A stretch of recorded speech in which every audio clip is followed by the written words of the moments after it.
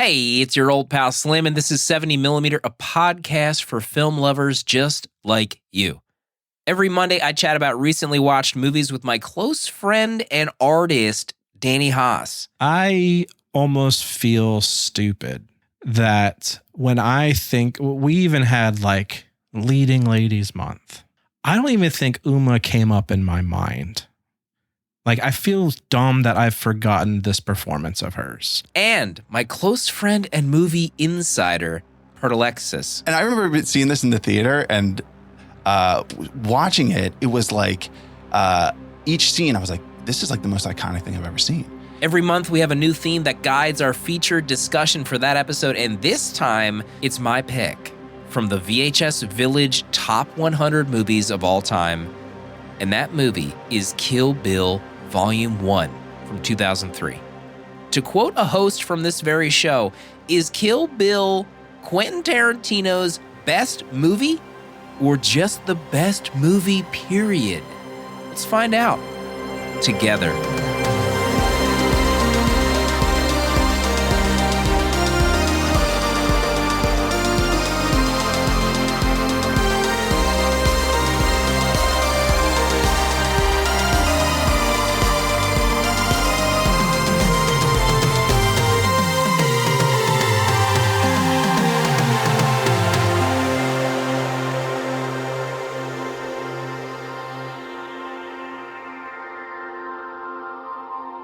Oh yeah, I have a quote from one of the hosts here that something I read this week. Oh no.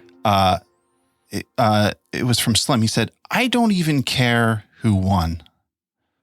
And this is in regards to the Super Bowl. Do you remember saying this, Slim? Yeah, I know what you're saying.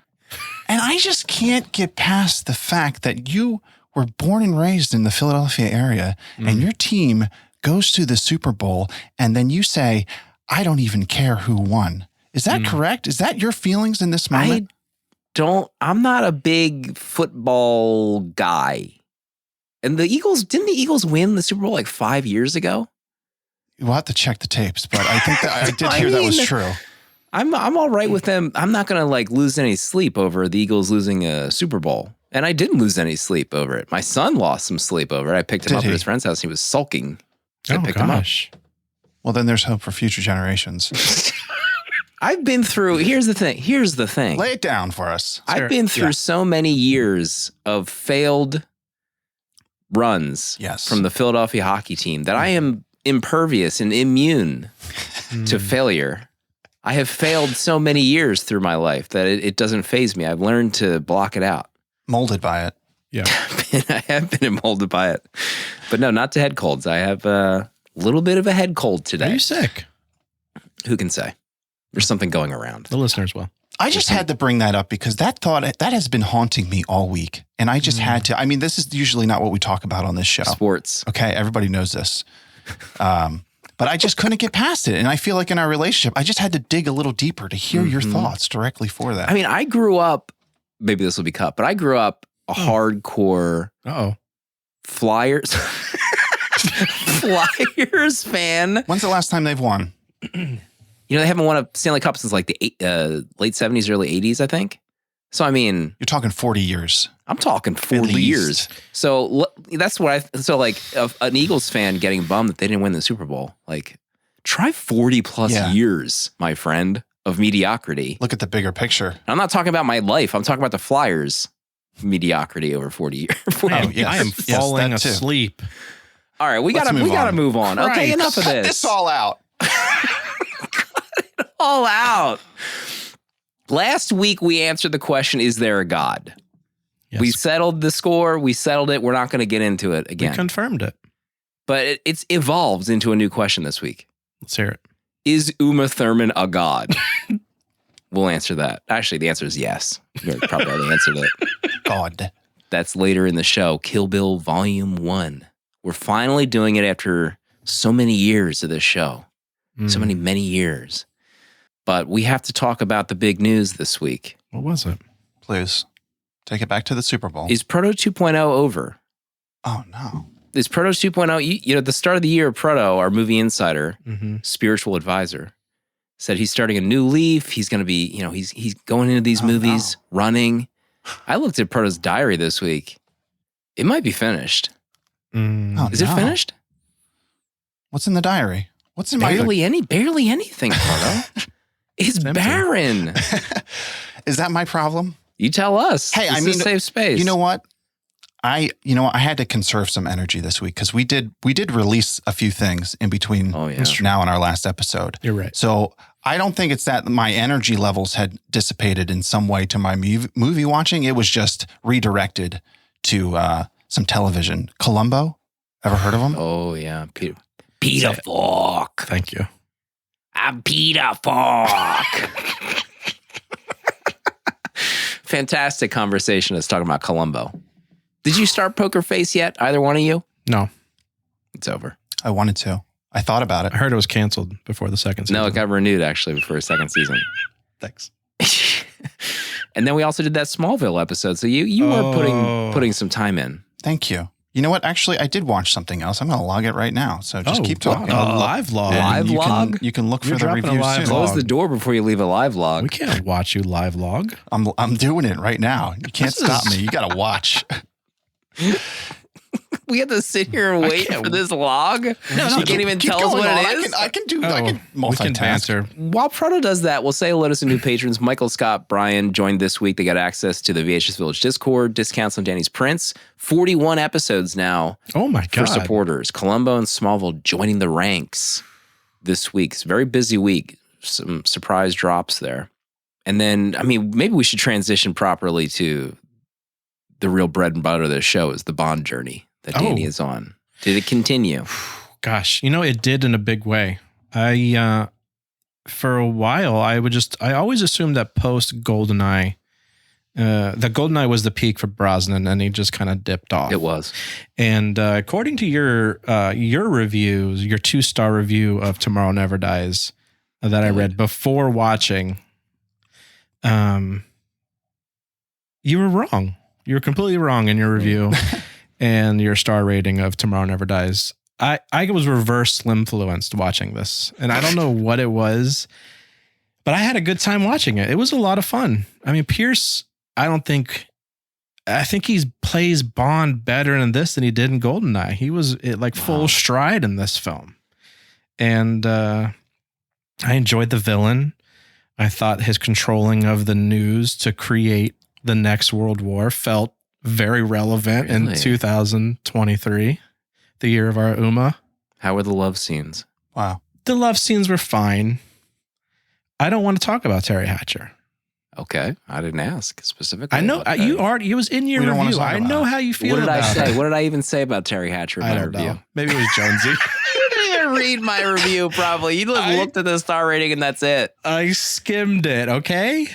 Like I do everything. Paul is quoting my review. Thank you, Paul. I don't even have to go look for it. Thank you, Paul. Quote, how about that little tablet he tapped obnoxiously hard? We get it, dude. You have a tablet and it's 1997. Ahead of its time. Get past this movie was ahead of its time. Couldn't get past it. There's no way he was doing anything on that tablet in real life in 1997. It's not possible. I had a great time watching it. Great moments with the BMW. It was just a good time. But what we should talk about is the fact we both watched a new movie this weekend. Oh, yeah. That just released. The found footage, the Outwaters. Our reviews pretty much lined up. 3 stars. Oh, you didn't give a star. You gave a big, juicy heart. I gave it a heart. Same thing. But I had a great time. I thought it was intense. I thought it was fun. I thought it was disgusting. Had moments where I want to just cover my eyes. Mm-hmm. Gross.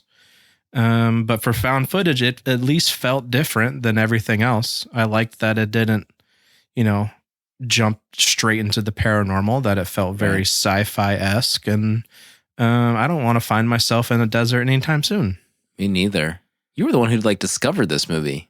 I thought maybe you knew someone who worked on it and you were planting seeds for us to talk about it. Like this was a trick or something. No trick. It was just kind of brought up with a friend last week, just texting about it. And then you were like, and then we were like, oh, it comes out this weekend. Limited showings.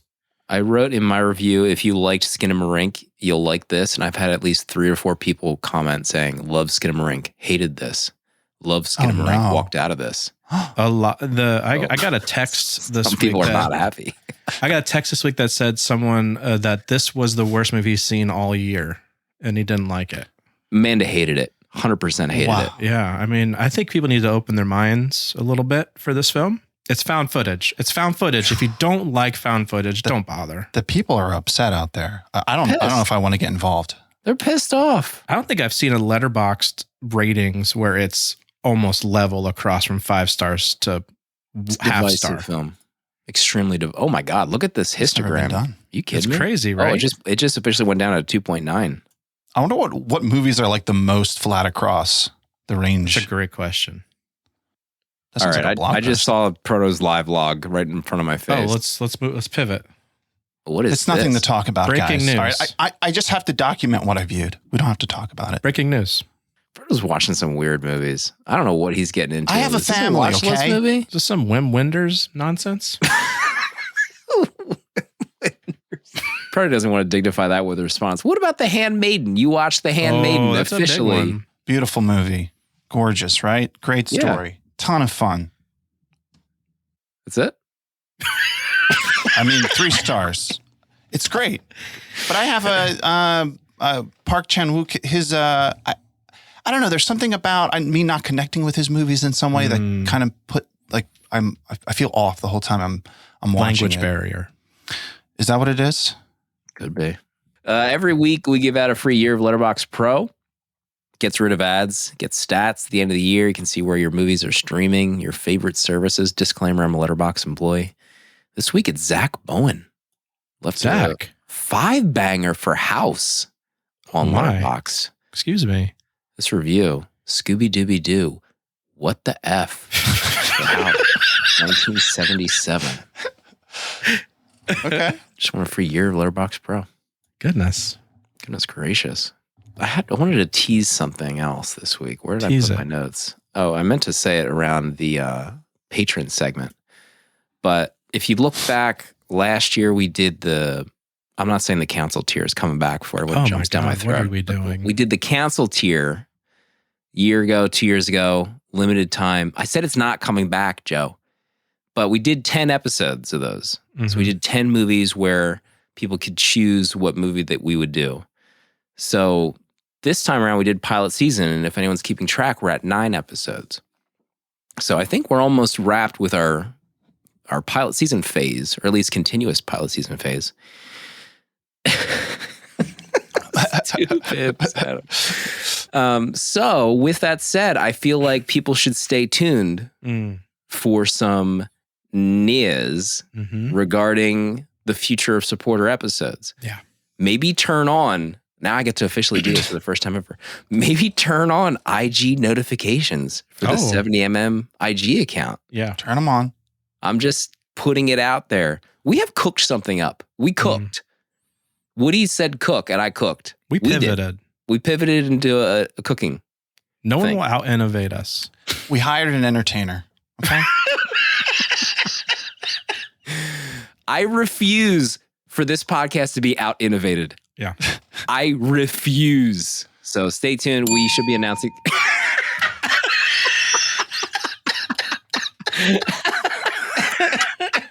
Kid cooking. Can I bring up something real quick that I watched? Is it another Bond review that you disagree with? No. I turned on Dick Tracy special. Tracy Oh, zooms yeah. in. Yeah, I want to ask about this. I had to do a deep dive. I don't know anything about what is going on with Dick Tracy and Warren Beatty and what the hell is going on with any of this.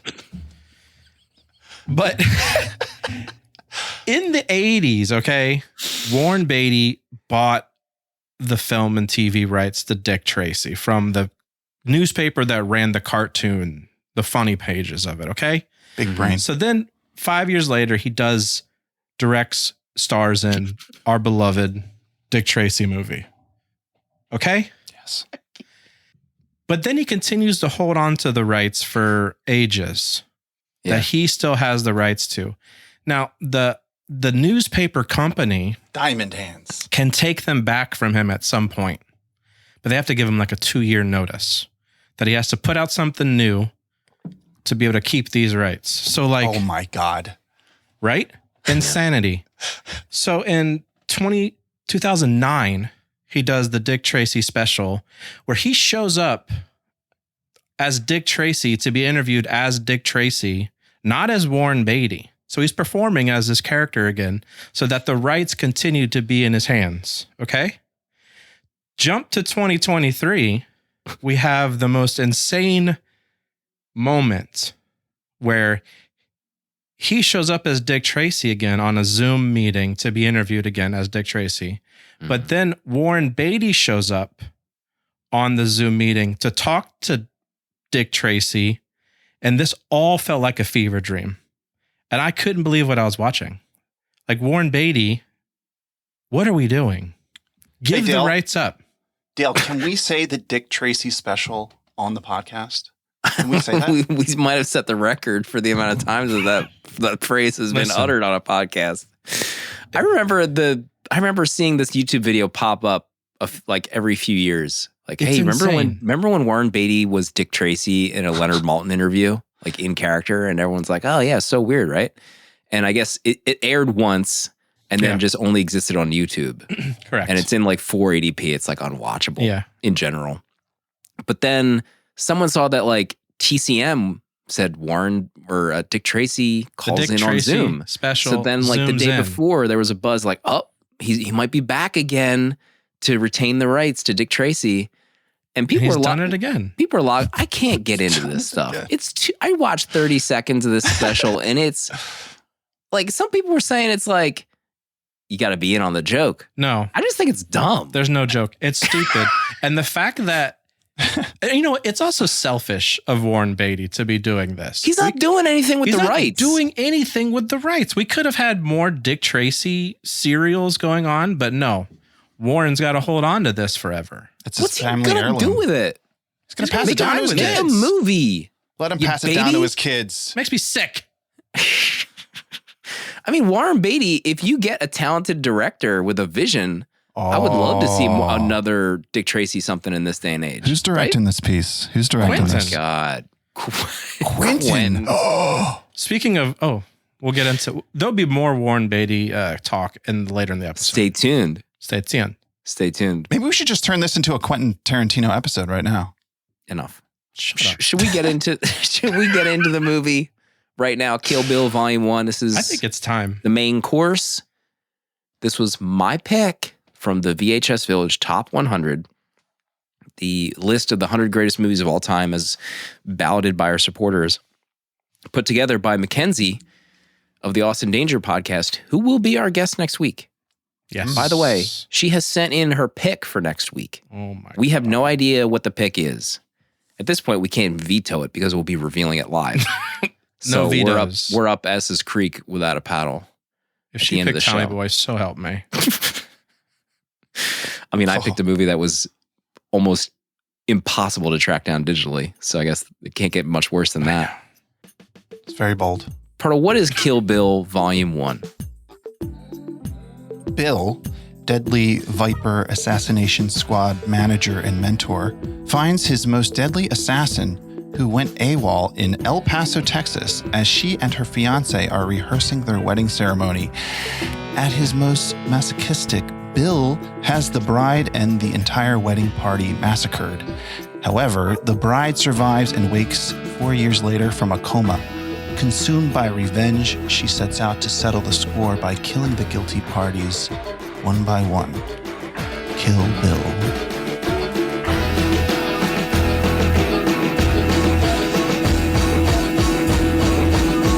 I don't even know what music's playing right now, but you couldn't go wrong with any track. I know. I was just about to start like humming the, I think the RZA crane scene. I wasn't sure if I wanted that part there. We'll see. So many bangers in this soundtrack. Were you banging? Excuse me. Sorry, I was trying to transition and it just came out poorly. Where were you 2003, Danny? Were you seeing this in the theaters? Married. No. 2003, you were getting married? No. Get out of here. Is that real? 2003, we finally have a year. I didn't know what the year was. Oh, yeah. So I guess technically I was right with that segue. Yeah. That was a pure segue. After that, though, were you eventually going to see Kill Bill when you were finished? Excuse me. What? No, I don't think I didn't see Kill Bill in the theaters, and I don't think I saw it for probably many years later, which means I didn't watch Kill Bill 2 for a while either. Also I think I've only seen both movies once. So this was probably my second viewing of Kill Bill. Wow. Wow. I think I saw this in theaters.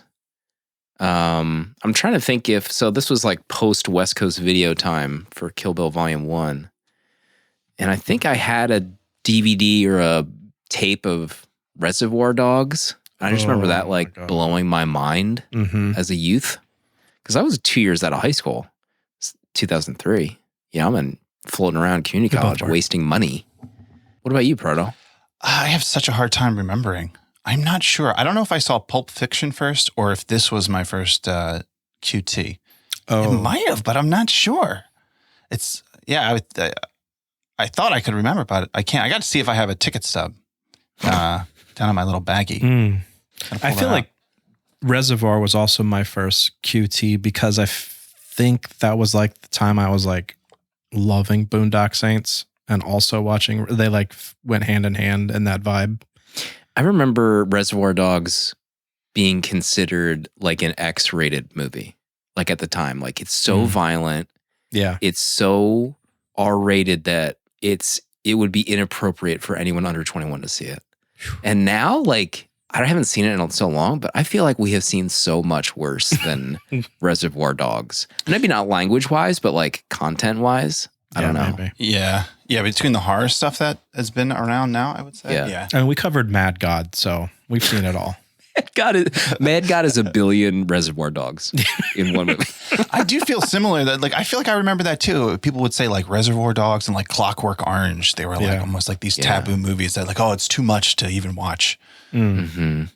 Gosh, man, I really want to go back and rewatch it now to see what I would think. But I think that was probably also some of the marketing for it too. Yeah, I'm really curious about that. Reservoir Dogs. I've only seen it once, and when I was a teenager, so I had like no context. Even watching this now, I feel like I appreciate it just so much more because what I like notice and like notice the homages and just know more about movies to understand. Like going back to one of those would be interesting. Oh boy, the big one. So mea culpa for me, when I chose this movie, I think I kind of just like glossed over that it was just literally, you could not rent this. You could not buy it digitally. There is a trick to buying digital movies. If people could bear with me real quick, there's like this digital service called Vudu, and they have this service called Disc to Digital. So if you own a physical disc, you can scan the barcode in their website on your phone and buy a copy for $2, an HD copy for $2. Now, there are websites that have the UPC code on the website. So you can just take a picture of a website on your phone, on your laptop, the UPC code, and then buy it for $2. So you can do that. I did that. I also bought a Blu-ray from eBay because I thought I owned it, but I didn't own it. So apologies for folks that had trouble tracking this down. So in this segment, we'll go around the room. Each host jots down 3 things we want to bring up from our viewing this week, and then we'll give our final Letterboxd rating. Casey points out you can also watch it on Delta flights. So if anyone was traveling this week, hopefully you made it work. Gosh, what do I want to talk about first? This is my pick. Guide us. This is hard. I think on this viewing, maybe the first thing that jumped out at me, and I actually couldn't remember if it was the digital copy that was doing this, was something that jumped out at me this movie was the lighting of this movie and the high contrast. It felt like it reminded me of watching Minority Report for the first time. Remember how like the whites popped in Minority Report like all the time? Yeah. It was so bright in this movie and the color saturation was off the charts that I actually thought like, is the digital version messed up in this movie? So I was like pulling up YouTube clips of scenes that I had just watched, and it was the same. I honestly could not remember the vibrancy and the bright lights. I guess it's just been that long since I watched it. I don't know. Proto, did that jump out at you in this viewing? Yeah, I think the scene it jumped out the most is when she's fighting Vivica Fox in the beginning. Yeah. That whole fight was like super saturated. Like there was so much light, and it looked almost like garish. Like the colors were so The out truck. there. Yeah, remember when she was in the Oh, truck? yeah. It's like a bright pink, almost interior because it's so turned up. And also the big fight scene too. Like I love it. This isn't a negative. I loved it. Like the fight scene, the major fight scene, you can see the whites popping so hard everywhere. It's just such an interesting decision to make that happen. Maybe, I don't know if it was like popular in early 2000s or he was going for an homage, but it definitely worked for me. I don't think it jumped out at me in a way where I'm like, this is not what I expected. But I did notice the fact that it was gorgeous. Just the colors. I mean, it was just like, I didn't know what to really expect. So, I mean, we just got done seeing Once Upon a Time in Hollywood. So his color choices in that were also pretty great. I mean, I felt like that was a pretty vibrant movie as well. Not on the level of this, but I wasn't shocked that QT could do this. Right. I mean, what pops out to me the most where I was like, damn, this looks amazing, was just when they're just silhouetted on the blue background in that fight. I mean, it's just that blue was gorgeous, but every scene was just incredible. I mean, you put her in yellow on a bike, driving around. I mean, there was just... I mean, you can't have it be not saturated in that suit. That's true. Proto, what's first on your list for Kill Bill Volume 1? Well, it kind of goes along with that. It's just how he is such a Tarantino that is like an homage machine. And you can just clearly spot just like taking things from movies and putting them right in. But like he does it so well. When I see someone do this, you think like, why don't more people just do this in their movies where it just feels so overt in just how he's like mimicking somebody, but he still has his style as he does it, but it's just like so much fun and compelling just as a movie viewer, just to see like these, just the homages to like, you know, Kung Fu movies, like that fight scene with Vivica Fox and Uma in the beginning, way they, like the camera angles are up just like a Kung Fu movie and just everything that he does in that shot. But then he does that like just the whole movie where, and I remember seeing this in the theater and watching it, it was like each scene I was like, this is like the most iconic thing I've ever seen. Right? Like this movie like blew my mind in terms of just how iconic moments can be. But I feel that way still watching this, where every scene is playing off of something, but still is just so amazing in how he constructs it. I mean, yeah, I was like always blown away by that. You could say, like, I remember you talking about how The Matrix, and we talked about The Matrix. I would hold this up to something like The Matrix, where almost every frame of this movie is like a masterpiece, pretty much. Like, and I have visceral memories of every shot in this movie, and you're just like blown away every time you see it. I feel like we might have said similar things about the visual style of The Matrix too. I really loved the, there's just like such a great blend between Kung Fu movies and kind of spaghetti westerns in this it kind of broke my brain on how perfect it was. I couldn't believe that he could blend the two so well while also just creating something new. Like it felt like an homage, but also it didn't at the same time. Like we all knew what he was referencing. And even with the score, just some of the music, like Sergio Leone's stuff, it's just, there was such a well blend of the styles and the genres that it just kind of hurt. It was so good. Yeah, I was watching the making of, which I think they ended up like combining, you know, both movies, like which we'll get into. They shot everything at the same time. It was really originally supposed to be one movie.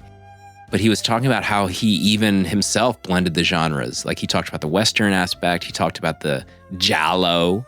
Yeah. Like her in the hospital bed. And then he mentioned your boy, Proto Brian De Palma. He's like, I even did a little Brian De Palma. You know what I'm talking about? And it was the scene where she's dressed as a nurse and they're doing like the split screen, I guess maybe like potentially a split diopter homage or something. Yeah. But that was like what they showed when they referenced that. I thought that was pretty cool. I did see an interview where he was I guess he had been asked about thinking this up, and he brought up Raiders, and he brought up Spielberg and Lucas, and he was talking about how they were going back to their childhood on the things that they loved when they were making this movie, and that's what he did. He went back to the cinema that he loved as a kid and as an adult, and he just made what he wanted to make and what he loved seeing, and I thought it was a great little pull. Was that your number one, Danny, or you? No. Let's hear it. My number one, I think as a general, I didn't remember this movie too well coming into it, and I honestly felt myself, the meme animated GIF where the food critic in Ratatouille takes a bite and he kind of whooshes back to childhood. When the Shaw Brothers image comes up and the music starts playing, there was just this major whoosh back to seeing this for the first time. And honest to God, I couldn't believe the whole time throughout while I was watching, I couldn't believe what I was seeing. I just felt like how a movie that's 20 years old is still this fresh somehow. Like it still feels like this could be released right now by Quentin and as a new movie, and it would still feel groundbreaking because I don't feel like this was mimicked, at least on a level where it's like homaging it. You know what I mean? Like he homaged so much things for this, but still it's like there's not other movies coming out. It's like, oh, this feels like Kill Bill. Like nothing feels like Kill Bill. It's crazy that he like can homage something in many genres and still have it be his own thing that is like at the same level of all the greats that he's trying to copy and emulate and honor, which is nuts to think about. Yeah. I think the secret sauce is that his movies are his stories that he's just creating, and he has such a like his right. Like I just love the way he writes. I mean, his dialogue to me is just like so iconic. All of his movies have these amazing, memorable scenes, and the dialogue that he writes for them, just the way he builds characters and tears them down, and he has like these ways the story turns. Like even I keep going back to that initial fight. I mean, the first time when she tries to shoot her through the cereal box. Oh my gosh. The fact that like that scene ended that way, like blew my mind. Like I feel like I had never seen anything like someone would be like, what, she's dead? She just killed her? They were just having a conversation, but like he does that continually where he surprises you in amazing ways that feel great in a story. I can't remember if they like what I had thought at the time of Volume 2, if that was like also an homage at the time. Because I remember when I saw Volume 2, I was like let down that was more of a drama at the time. Interesting. Because because this one, I mean, has like the greatest, like one of the greatest action set pieces of all time. Mr. Mephistopheles says 2 is more of a Western, so that might make more sense. It is a bit of a bummer that, I mean, I know the idea of sitting down and watching a 4-hour movie is, I mean, it's a no-go kind of, but to be able to sit and watch the whole bloody affair or whatever they called it. Give it to us. Right? Like I would love to sit down. I mean, when he showed it, I was reading about it being showed at the New Beverly, and they had intermissions and they took out things that made it cliffhangers into the second one. Like there wasn't a need to drop that she had still a baby alive. They cut that line out. Like to be able to watch this as Quentin's vision as one solid movie, I'd pay out the nose for that ticket to sit in a seat to see that. I mean, we'd pay for the box sets from Give whoever. It to me. The 4K. I would kill to see this in one sitting, just because there is a major disconnect between the two movies, I feel like. And to be able to flow into each other one after another, I feel like would benefit the second one, I think. Let me make PayPal credit an option for the combined Where's movie. Afterpay? I will pay any price. Name your price. The creditors can't take it from me. Okay? That bleeds into my second point, which is, that this is cut into 2 movies. Yeah. Like at the time, I think it was 6 months before we got to see Volume 2. But I love the format of this movie. Like how it's almost, it's told out of like timeline. It's not like really in a giant sequential order. There's a freaking anime in the middle of this movie. I mean, God. Flashback. And Bill, like, he's not even on, you don't even see his face in the first one. Yeah. right? I think I remember him being much more of a central character in the second one, and you see him, but like this one, I forgot. While I was watching this, I'm like, I don't even see Carradine. His freaking mug. Who That's is crazy. Bill? Where's Bill? Speaking of, I'll throw this in since we're talking about Bill. The Bill character was written for Warren Beatty. Probably would have came to set dressed as Dick Tracy. He turned it down because he couldn't do the fight scenes.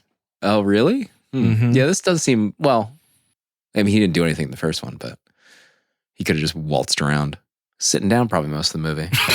Warren Beatty.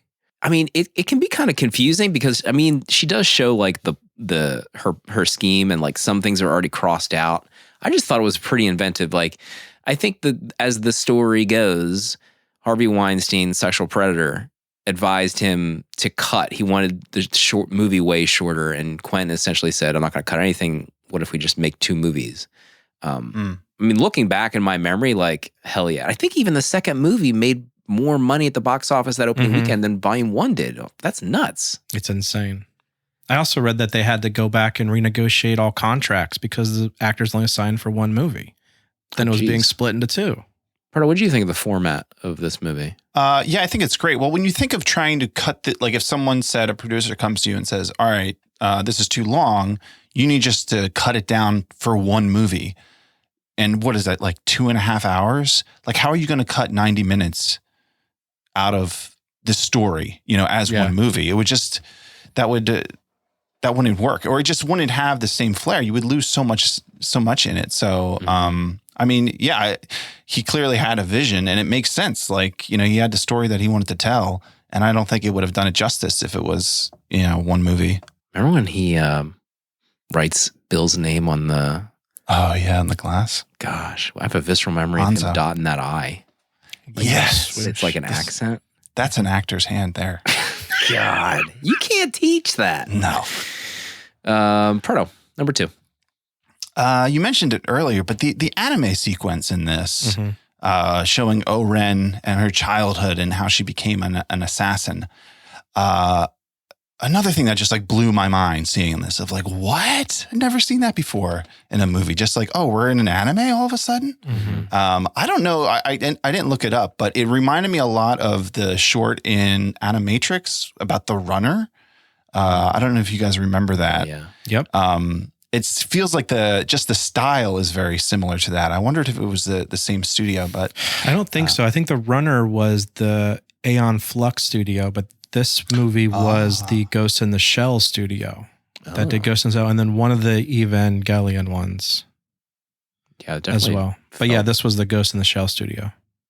That's Bill, right? Bill's the young kid in that short with the sword. I think that's the rumor. It's not confirmed. Mm-mm. Can anyone in chat? I think that's like have vibes 10 on hat that? theories. wow.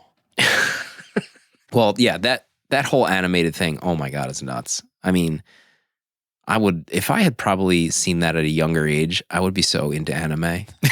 Just get me the bloodiest, most violent anime I can get my hands on. But it was too late for me. I guess I couldn't get into it. I mean, I knew it was coming up, but watching it now from a different time in my life, I had so much more respect for Quentin in just kind of, this is the most out of the box kind of thinking and filming these movies. And he's just throwing in an anime to tell this bit of Oren's story. I mean, he could have done something with Lucy Liu, maybe. I don't know. I don't know if he wanted to make her look younger, but to go all the way back and just have some sort of anime kind of blows your mind. And then he's just a genius for doing this. Yeah, and that making of sequence, every actor that was talking about Quentin just pointed out how excited he was and telling them all their ideas. Like, yeah, you can talk to Quentin. He's like so excited about it. He was telling me this idea. He's so excited about it. I can't imagine. I can't imagine getting pitched by Quentin on, like, yeah, whatever, just sign me up. Yeah, I'll do it. Do it. Probably get so exhausted hearing him sweat on them about his great ideas. My God. Buckets of sweat. Uma. Get into it. I almost feel stupid that when I think, we even had like Leading Ladies Month, and I don't even think Uma came up in my mind. Like, I feel dumb that I've forgotten this performance of hers because she's incredible. Like, every moment of this film, when she's doing the stunts in the sword fight scene with all the crazy 88s, I'm putting her up there with Sigourney and Aliens. It's just like she's top tier, top shelf action female leading lady. I couldn't get over it. Like, she was blowing my mind this entire movie. Uma. I was reading. First of all, yes, I agree with all of that. Yes, I had read agree. that she turned down a role in the Lord of the Rings trilogy. Did you read that? What? What role? Who's in that? Is it Gladriel? Is that She would have been is that the Kate gal? Blanchett's character Kate Blanchett. I had read she turned it down. for Kill Bill. No, she just said no. And then, I mean, she's done a ton of movies. Most of us have probably never seen most of those movies. But can you imagine she did Pulp Fiction, Kill Bill, Lord of the Rings trilogy? No. My God, it's just crazy how things might be different in that climate. But yeah, I think at the time She would have been Tar. when we did Leading Ladies Month, I think we had talked about doing Kill Bill, but I think Dune Pod had just done Kill Bill, and I didn't want to double up that soon after another Tape Deck Pod had done that. But yes, I love Uma in this. She's amazing. She absolutely should be talked about with Sigourney in the same breath as like the greatest action star of all time. Just star, period. Yeah. Male, female. Put her up there. Get her in the next Avatar. No. Cameron?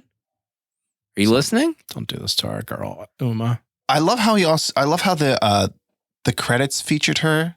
First of all, the opening, just the way this movie opens, and I love how it's just Uma Thurman, and then Kill Bill, and then it introduces all the other characters. But yeah, she's so fantastic in this. She's got the delivery of an actor. There's so many iconic lines. I was just like, laughing out loud listening to this. The way she says "bitch," iconic. I mean, the crazy 88 scene. She's doing those stunts. I think the blue screen one, you could see, I think it's not her as much, but she's flying around on those wires. Those wires, she's doing like the somersaults across the thing. It's all insane. It's insane. Yeah. God. I call her the yellow-haired warrior. Proto's digging deep into the archives. Goodness. Quentin's hair. My God, in that screen cap. That's a wig. That's Robert Redford's wig. Someone edit that hair out of that picture. I don't want to look at that.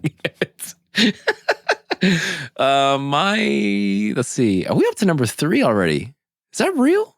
Looking back on Quentin's career, I feel like it's lost in like the memories of seeing this for the first time, and maybe in all of the mainstream movies that have been released, and then Quentin's career. But like, he had only done Reservoir Dogs, Pulp Fiction, and then he says that he's going to do like a Kung Fu revenge movie. That had to have been so weird for Quentin fans at the time to say like, you're doing a what movie? You're doing an action Kung Fu homage exploitation film? Like, what?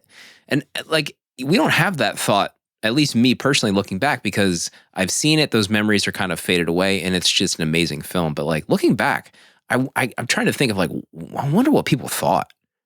This is a big gamble. Yeah. You're not making a 4-hour freaking movie, Quentin. We don't even know if this is going to be any good to begin with. But some of that stuff, I just wish we could have like. I'd love to see those like old school, videos, and some of the making of documentary covers a little bit of that. But like, it had to have been mind blowing at the time to see him pull something off like this where he'd never done it before. Do they have behind the scenes footage at all? Yeah, they did. Oh man, I'd love to see that. Him walking around wearing just the zaniest outfits on set. Kimonos. He's wearing kimonos. He's wearing hockey jerseys. Tommy Bahama shirts. I mean, what would you wear? What would you wear, Danny, if you were a director and you had to be when on I direct? set? Yeah. What's your outfit going to be? It'll be t-shirts and like dock shorts with my Jordans, please.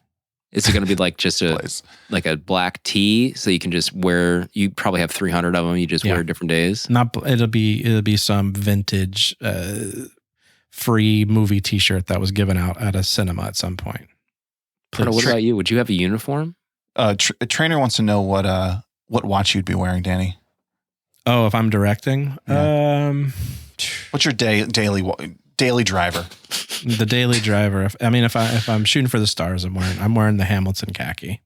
Oh, Hamilton khaki. Oh my God. That's it. That's a director's watch. Mm-hmm. Prada, what would you wear on set every day? A big hat. I think there's a big hat in your picture. A duster, probably. A duster. One golden thread duster.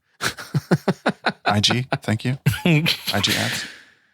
Prada, what's next on your list? There's a few different things. Well, I mean, the scene with the crazy 88. Oh my gosh, it's so crazy. The way it starts, though, of her like sneaking into this restaurant, that shot of her going into the bathroom and then coming out and going up the stairs, the way all of that is shot, it's just so incredible. That whole sequence, I think it starts. There's like 50 minutes left in the movie. It goes on for like a half hour. It's just nuts how much of the movie it is. And it's just so incredible. All the different things he does. I mean, the levels of bodies. The only thing that makes it crazier is imagining Quentin Tarantino on the set while directing all of this. I would love to see just like him like talking to people and like telling them what to do. I mean, the scene is it's incredible. It's an all-timer. Yeah. Also, the blood, we saw it a little bit in the anime when someone gets knifed and there's just like shooting blood, which is another classic homage. But the blood spewing in this movie is next level. Give me more of that spew. I'll take it all day long in 4K whenever the time is right. When she blinks and it goes black and white, you know you're in for something. Oh my God. We can't show this level of gore in full saturated color. We have to go black and white. I mean, the 5, 6, 7, 8s playing live in that bar. I mean, they're an actual band from Japan, just performing their amazing music. And then with Orin walking in with her crew to the beat of the music, and it does the quick zoom in on them. The da da da. It's just like it's a magical scene from every aspect, from the beginning when they're not even fighting to the last. Charlie Branza running out with his wife. I mean, incredible stuff. That is such an incredible joke. Oh my gosh. You don't notice it's that. So funny. And then you see it on his robe. Oh my gosh. It's so funny. Yeah, I have the dun dun dun music, the RZA Crane White Lightning music. I mean, you can't say enough about the music. That's my next point. It's insane. And then, so my notes is just like my consciousness in that moment. I wrote, yes, let's go. Unfinished business line. All caps, let's go. Neck choking audio is nuts. The music when they all show up from their bikes. Oh. The dude holding his foot. The moaning. I'm watching this on the man. I'm just like, get my phone back out, type it, put it down. Get my phone back out, type it, put it down. I mean, the moaning is like, it's like a war scene. When it's like quiet, you just hear all the crazy 88s moaning from their missing limbs and stuff. Oh my God, it's so funny. Danny. Number 3. We're through everybody already? I feel like we have so much to talk about. I'm on my last one. We're not through. I'm on my last one. I was surprised watching this, and then I had to think about what other movie marriages the music and the cinematography this well. I couldn't believe what I was watching most of the time, but I was vibing so hard with this sound. Like I listened to it all day today. Like it's an incredible soundtrack, but to marriage this with the visuals of the Kill Bill movies, it's stupid. It's stupid good. RZA's work on this is incredible. Nancy Sinatra's song Bang Bang at the beginning just gives me chills. Twisted Nerve by Bernard Herrmann. I mean, that's a song from the 60s that he wrote for that movie. It's just being used again in a perfect way. I mean, every song is woven in so well for this film. I can't think of another movie that does it like this. Like, I can't even think of a movie like this, but let alone marriages the music with this. Tomorrow Never Dies. All right, you don't have to do this. I know you're upset about my 4-star Tomorrow Never Dies review, but please. Oh my God. Yeah, the music is next level. You're right. Maybe this is the greatest. I think even in that documentary, Quentin even points out something that I've said before on the show. Talk to me. The combination of visuals and music in a film, if done right, like it is the perfect thing that you could accomplish. Yeah. I mean, the whistling with Daryl Hannah walking in the nurse's outfit down the hall. I mean, it's so unnerving, but also it's kind of beautiful and like surreal, and the lines drawn on her dress to make a belt. I mean, I love her look in that scene, but it's just with the music, it's just vibing so hard. It's the outfits are so great. The vibes are off the charts. Absolutely off the charts. Daryl Hannah. Love Daryl Hannah in this. She's killer. God, her scenes are so good. Let's see. So we're up to honorable mentions right now. I have a lot of notes still, so keep going. We got time. Some of the things we haven't even talked about, but like the whole storyline of them bleeping out her name in this movie. I remember like being so confused in theaters at the time. Like, what is the deal with her name? I thought that was pretty cool to rewatch and have them finally reveal it towards the end. Cowboy boots just seem very uncomfortable to me, right? Have either of you worn cowboy boots? We talked about this before. I refuse. Unless you put like a Nike check on them. Yo. I haven't. I've always wanted to at least give it a whirl. I could see you in some boots. Yeah, I could see that too. I get in some boots. I'm more of a moccasins guy. Let's see. Black Mamba. She kicks the MFing coffee cup. Hell yes. In that first fight scene. And then how she talks to the daughter about how she just killed her mother. It's like, if you still feel raw about it, I'll be waiting. I was going to say, could Quentin make another sequel to Kill Bill where it's the daughter coming back to kill Uma? Right. There's so many. You get Uma's daughter to come in. Yo. Oh my God. They look like twins. She looks so much like her mother. That would be nuts. Son number 1. California mountain snake, her eye patch. I love their discussions of like respecting each other but still disliking each other. I think she was like saying that as she sat over her comatose body. Bill in his suit on the phone stroking his sword. Hell yes. That was my note. He's just like slowly moving his hands over it. Holy cow. Oren Ishii. We haven't even talked about her. Holy hell, what a performance. Their fight scene. My God. Insane Snow. moment. Oh my God. Her hit with the sniper rifle in that dude's face. I don't even know what that note is. It's from the anime. Oh, yeah. Hattori Hanzo.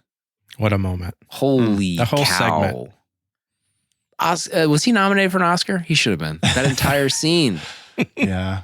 The lead up to that, like you're still in the dark about whether or not, like what time frame this is really. And then she reveals that, oh yeah, I can speak the language and I need you to make a sword, which you said you'd never do again. Holy crap, so Large good. vermin. Flying with the sword. Unfinished business. The snow scene. I have a note. You can see her daughter big time in the apology scene. Oh, I think there was like an angle of Uma's face that I felt like it might as well have been Maya Hawke in that scene. Like it was eerie to me how much they look alike. Yeah. And then Michael Madsen's line, that woman deserves her revenge. Such a goober. It's 5 stars. It's obviously 5 stars for me. I love this movie. I think this was like one of my favorite movies of all time. Maybe when this had come out, this was my favorite Quentin movie. I can't tell where Inglourious Bastards plays into things. I remember having a spiritual experience seeing Inglourious Bastards in theaters. And I won't apologize for that ever. You don't have to. Kill Bill is a perfect movie. Hands down. 5 stars. Oh my God. There it is. Pardo?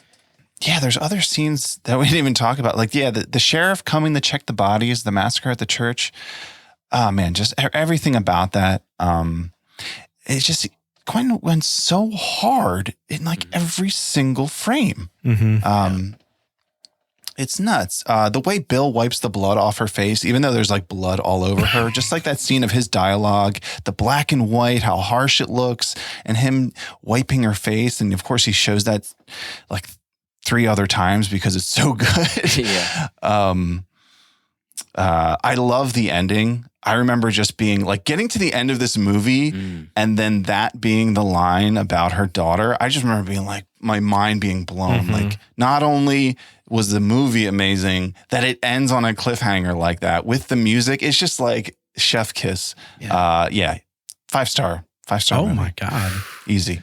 One thing I wanted to call out real quick is the original release date of Kill Bill Volume 2, I think, was February 2004. So like maybe, was that 3 months after? But then they moved it to April, I think, to coincide with the release of the DVD of the first movie. So it took 6 months back then for Kill Bill Volume 1 to hit DVD. Oh my gosh. Infinity Pool came out in theaters and it's hitting VOD 3 weeks after release. You get a free DVD of Infinity Pool with every box of Cheerios you buy. Can you imagine a movie coming out? I mean, Top Gun is probably the longest, right? It took a Like, minute. do we remember how long Top Gun was in theaters before it hit Blu-ray? It's still in theaters. I don't even know if it's not even on Blu-ray yet. Top Gun Maverick. It's still in theaters. And McFly points out 6 months was quick back then. You're right. What a different time. Danny? 5 stars. Perfect movie. I mean, this movie, I think it is my favorite Quentin. I think if I think about it long enough, it's my favorite. I love Inglourious Bastards. I love Django. I love, that's the 2 that I love. But Kill Bill Volume 1, I think, is my favorite easily. It's so iconic. It touches the things that I love in cinema, the spaghetti westerns and the kung fu, the yellow and black Bruce Lee homage suit with the shoes. I mean, it doesn't really get much better. So yeah, we have our next 15 banger in the books. This art too. Can we talk about the art? Thank you. Oh my appreciate God. Danny, My what you're doing here? God. What you're doing here? If only Quentin had released the whole Bloody Affair so we could do the second one. Just one big night. What if he had released the second one all as one full thing? It could have been us talking about the whole thing together. We did Zack Snyder's Justice League. If Zack Snyder can do it, why can't Quentin do it? Yeah. I feel sick. Why can't we? What a strange comparison. Doesn't even feel right coming out of my mouth. Kind of mad that you even said that. I might cut that out. I might cut out me comparing the two. I'm sorry, people everybody. need to know. I'm sorry. Oh, what a film. What a picture. So that is my pick for this month, and we have one more to go. We're going to reveal it very soon, but we have some emails and some VMs to get to. Let me see if any other ones came in first. You can shoot us a letter or an audio file at 70mmpod@gmail.com. This one comes in from Diamond King. Subject line, David Copperfield flying .gif. Oh my gosh. Speaking of which, I have to tell Dale, but I kind of want to ask Dale to do another David Copperfield special in the near future for interns. I mean, there's a few more out there. Or when he makes those people like travel across the country. I don't, Slim. In the beach. Airplane? And then he has like this family like reunite after decades apart live on television. That was magic? That was magic. Is there one where he makes the Statue of Liberty disappear? Or am I losing my mind? That's an earlier one. Mm-hmm. Oh. Did he do the airplane full of people disappearing? That's David Blaine. Oh. I don't know. I'm just kidding. I don't know. All right. Off to Diamond King. Hey, Slim, Danny, and Preto, it's Dime. After guesting on 2 pods, shout out to Real Latinos and what was your favorite part? I have nailed down the perfect voice for recording, but due to my busy schedule, I won't have time to send in a VM. So you guys won't be able to hear it. Maybe next time. Anyways, the big talk on last week's app was, is God real? Well, after hearing Slim pick Kill Bill Volume 1, I can proudly say that God is, because I can see the light. This is one of my faves from QT, and it's one of the best films, hands down. My first experience with this film was when I was a kid, and no, I didn't watch. My parents did, but when my mom told me the title, the first thing I thought of was, why would she be watching a movie about killing my dad, since my dad's name is also Bill? That messed me up for a little bit. There's also a lot of shots of feet, so this is right up Liam's alley, but Proto's nightmare. I'll wrap this up by saying that I love this community very much.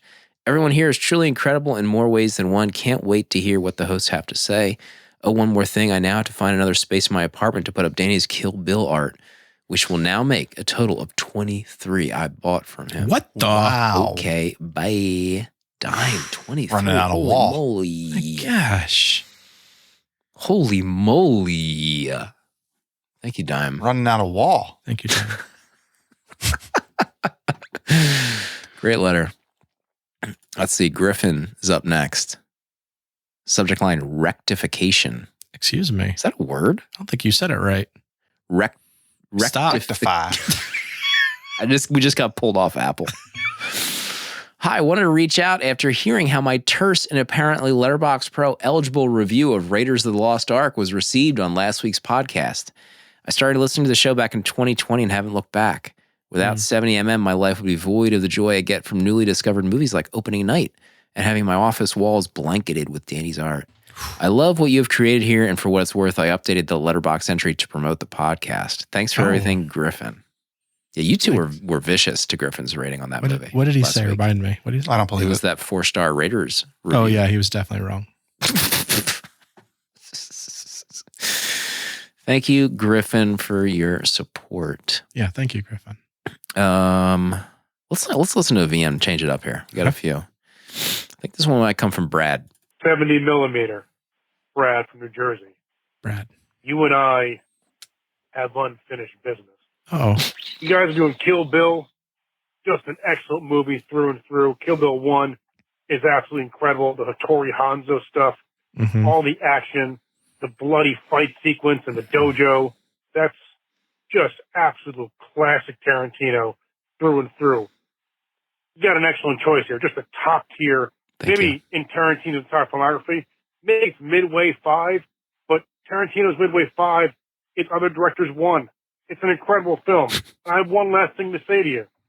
Funny. Say. You like samurai swords? yes. I like baseball. Keep up the good work, guys. Brad from New Jersey. Brad. Got an actor on our hands. Think you've ever seen Brad in New Jersey, Fredo? Oh, I have to. Everybody, if you live in New We all Jersey know long Brad. enough, you've seen everyone. I've definitely seen Brad. Everybody knows. Brad, thank you. Let's see. I'm not sure who this one is from, but let's get it going. Hello, 70mm podcast. I'm happy to be calling in. I'm sorry that my audio is probably terrible right now, but I don't know how to leave the Google voicemail, so it has to be like this. Sorry about that, but it is what it is. This is perfect. I'm currently in the car, driving an hour plus Oh, my. to go see 80 for Brady and Yes. seeing Wild at Heart shortly thereafter. Oh, So it's my. a weird Saturday night for me, but I'm really excited. I don't know what the through line is between Wild at Heart and 80 for Brady, but I guess that's the answers I'm looking for tonight. Kill Bill. Holy cow! Kill Bill Volume 1. Slightly get disappointed into that it. you're not doing both volumes.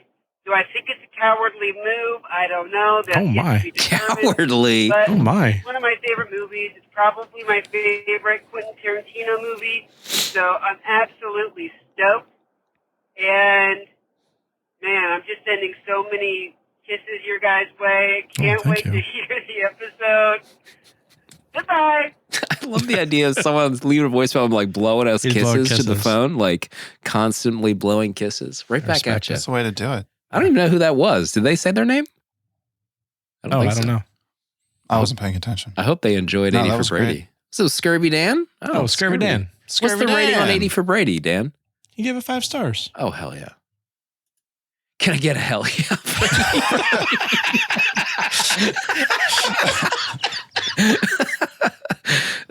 Stupid. All right, we got a letter in from Ev. Let's see. Subject Ev. line, effing finally. tongue out gosh, emoji. Yes.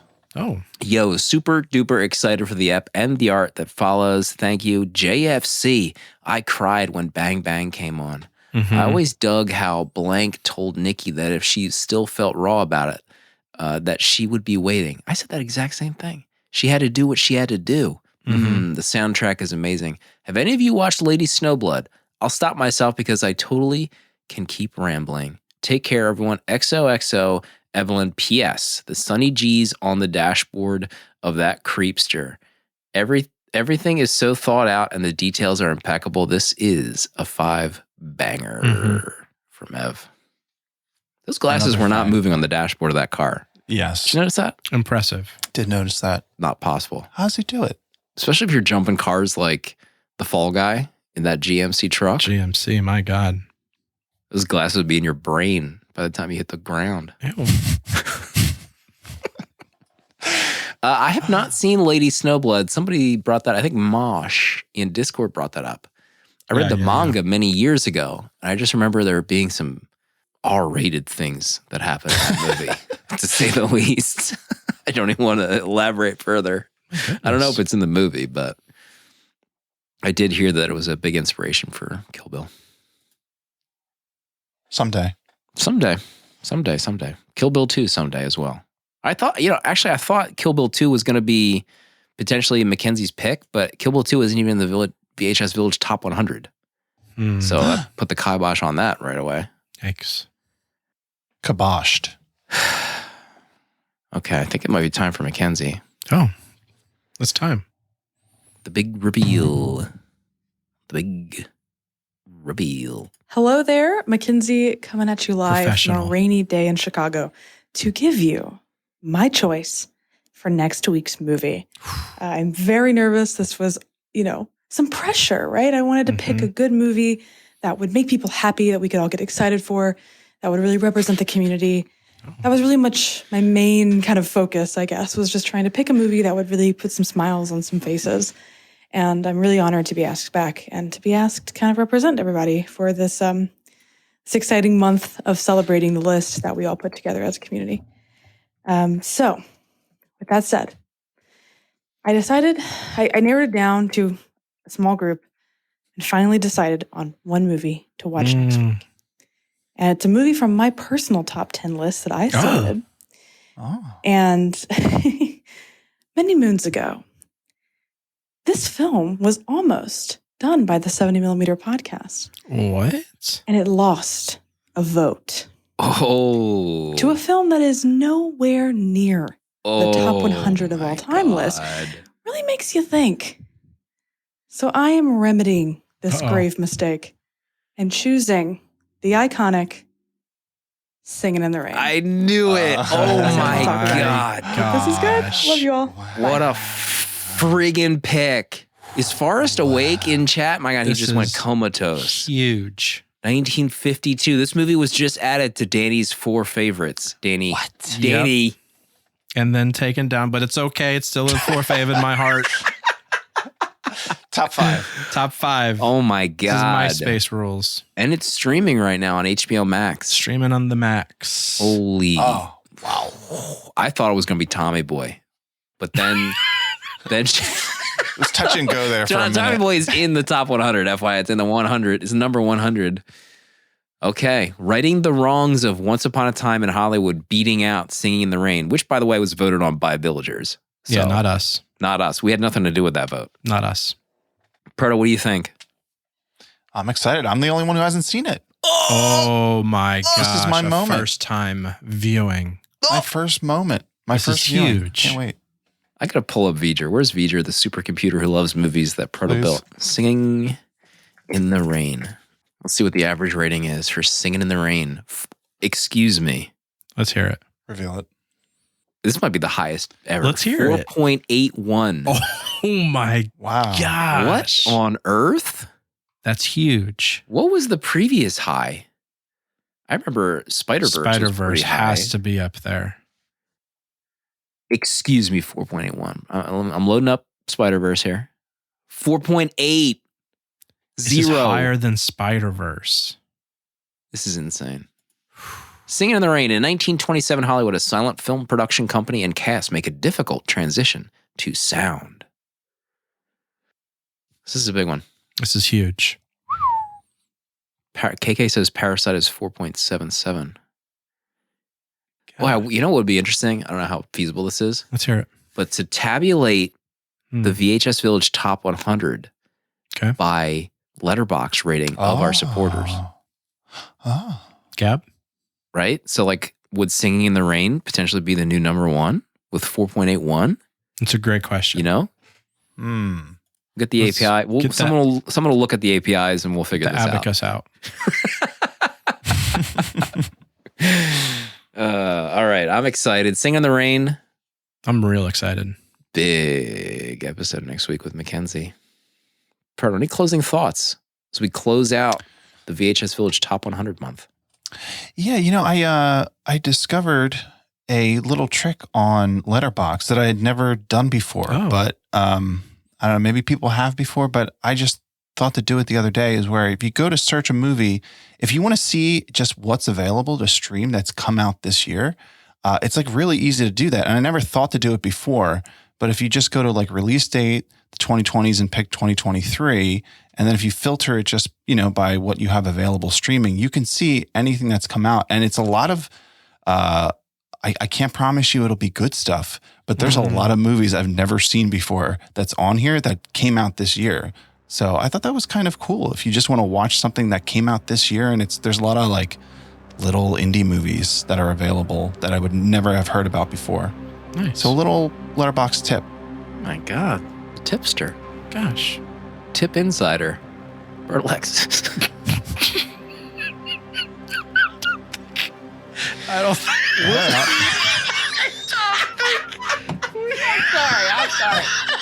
I'm sorry.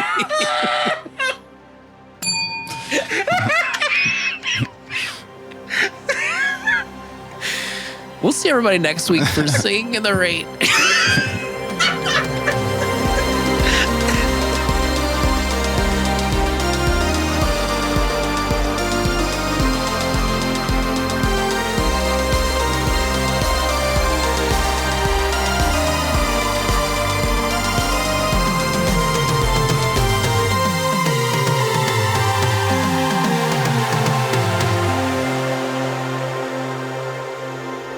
"70mm" is a tape deck production featuring original artwork provided by Danny Haas. Spiritual guidance and V'ger, the robot who loves movies, provided by Pert Alexis. Producer at large, Dale_A. Transcripts provided by Sophie Shin and music composed by Cinematric. Prints and other merch are available on 70mmpod.com. This episode was mixed, edited, and produced by me, Slim. Support our Patreon for access to our VHS Village Discord to talk movies with new friends, access to our exclusive episodes in the 70mm vault, discounts on merch, uncut episodes, and a physical membership card mailed to you. To check out other Tape Deck podcasts, find the link in the episode notes. And if you'd like to support our friends at Letterboxd and upgrade to Pro or Patron status, you can do so with a 20% off discount using the links on 70mmpod.com. Goodbye. This is a Tape Deck podcast.